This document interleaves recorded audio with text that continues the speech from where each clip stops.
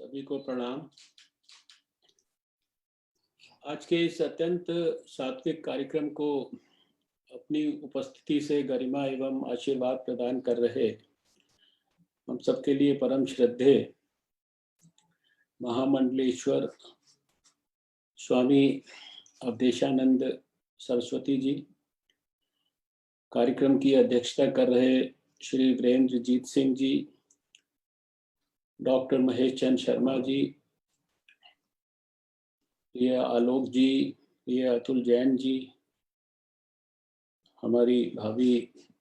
मंजू जी, हर्ष मल्होत्रा जी, सभी देहदान का संकल्प लेने वाले आज के इस उत्सव में उपस्थित महानुभाव, देहदान समिति के सभी अन्य कार्यकर्तागण और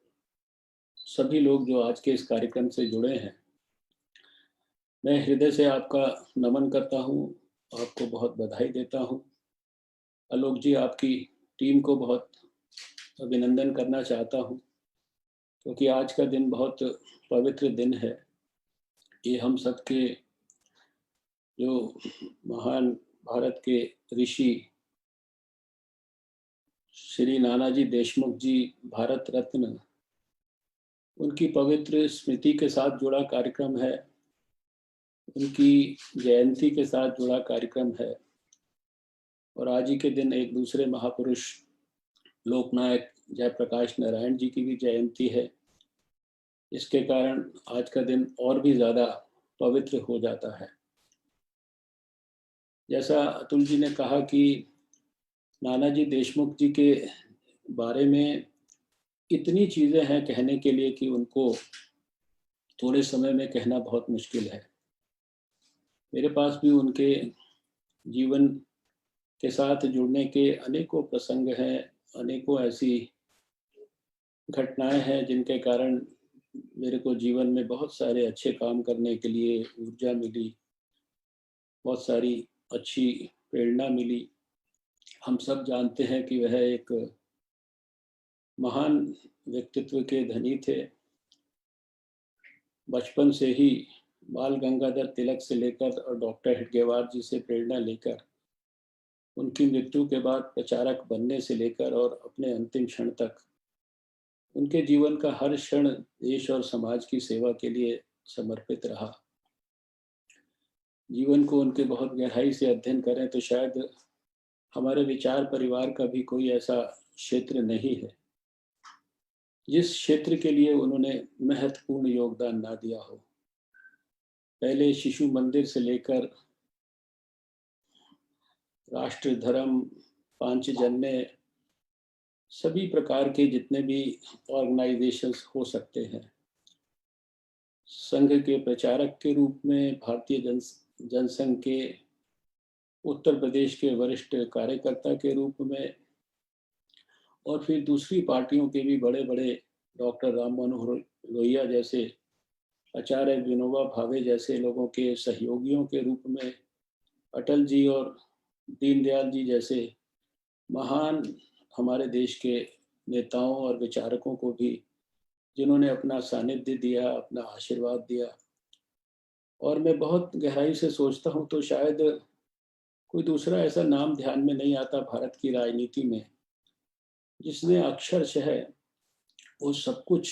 प्रैक्टिस किया हो जो उन्होंने प्रीच किया हो, और जिस तरह से उन्होंने हम सबको एक आदर्श मार्ग दिखाया अपने उस एक्सपेरिमेंट के माध्यम से, जहां उन्होंने रूरल इंडिया के लिए एक आदर्श उदाहरण प्रस्तुत किया, रूरल हेल्थ के लिए, पॉवर्टी एलिविएशन के लिए। और आज जैसे आत्मनिर्भर भारत की प्रधानमंत्री नरेंद्र मोदी जी कल्पना करते हैं, वह सारा कुछ मैं समझता हूँ कि अगर इम्प्लीमेंट करना हो तो शायद देश और दुनिया के लिए नाना जी से बड़ा कोई मॉडल नहीं हो सकता। 1997 का वो भावनात्मक इसी दीनदयाल शोध संस्थान, जहाँ से अतुल जैन जी कार्यक्रम का संचालन कर रहे हैं, इसके प्रांगण में हुआ वो कार्यक्रम मेरी आंखों के सामने घूम रहा है, जिसकी अध्यक्षता स्वयं डॉक्टर वीनू गोपाल ने की थी। जो कि देश के पहले हार्ट ट्रांसप्लांट करने वाले सर्जन थे। और मुझे अपनी पत्नी के साथ अपने पिता की उपस्थिति में नानाजी देशमुख जी के साथ अपने बॉडी डोनेशन का वह प्लेज साइन करने का सौभाग्य मिला था। आलोक जी को स्मरण होगा कि 70 के दशक में जब मैं मेडिकल कॉलेज में पढ़ता था और मेडिकल कॉलेज के अंदर डिसेक्शन हॉल में हम जब कैडेवर्स पर डिसेक्शन करते थे तो बहुत सारी पत्र व्यवहार उनके साथ एक्सचेंज होता था और इस से जुड़े हुए विषयों के ऊपर बहुत सारी बातें वो अपने पत्र में लिखा करते थे। मैं भी उनके पत्रों का जवाब दिया करता था। और 90 के दशक में दिल्ली का स्वास्थ्य मंत्री बनने के बाद जब इस ददीची देहदान समिति की कल्पना के साथ ये काम शुरू हुआ था तो बहुत उत्साह के साथ हम दोनों लोग आपस में बहुत सारी चर्चाएं करते थे। वो भावुक क्षण भी याद है जब हमारी देश की पूर्व में स्वास्थ्य मंत्री रही सुषमा स्वराज जी के साथ और पार्टी के और परिवार के अन्य वरिष्ठ लोगों के साथ हम लोग all India institute of medical sciences में नानाजी देशमुख जी के पार्थिव शरीर को डोनेट करके आए थे। स्वदेशी आरोग्य मेले में